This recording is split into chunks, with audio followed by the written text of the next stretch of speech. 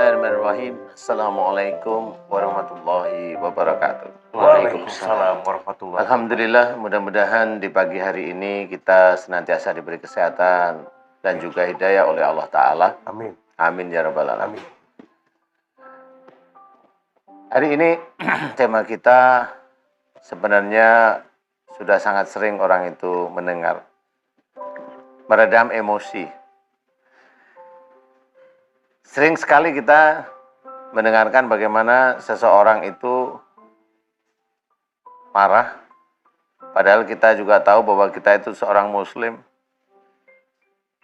Allah melarang kita marah. Dalam hadis juga diceritakan, la taghdab walakal jannah, jangan marah bagimu surga. Jadi kesannya hadis tersebut itu hanya sebagai kata-kata yang hanya kita hafalin aja. Hafal, semua orang hafal.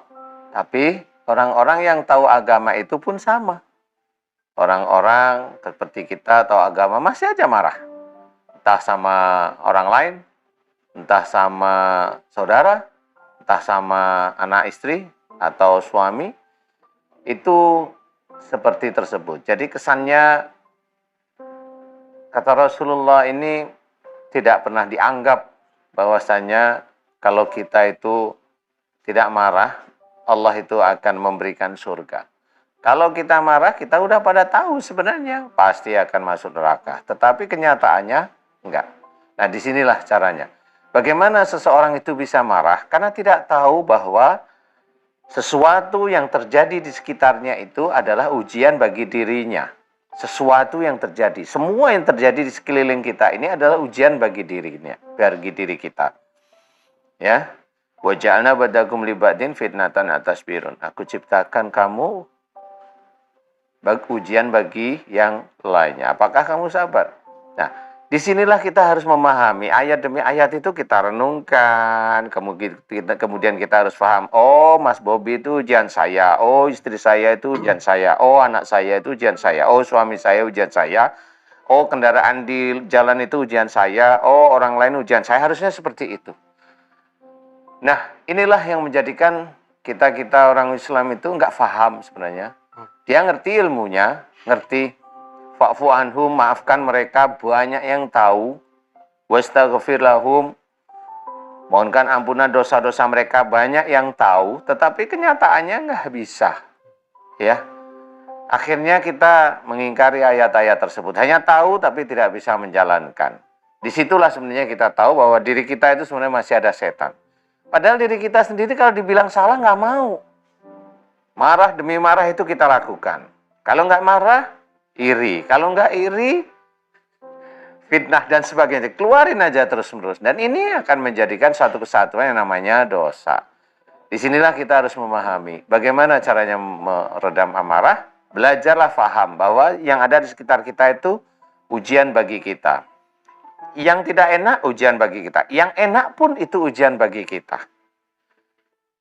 Nggak perlu kita itu terlalu bersenang-senang juga nggak perlu. Ya, satu sisi amarah, belajarlah.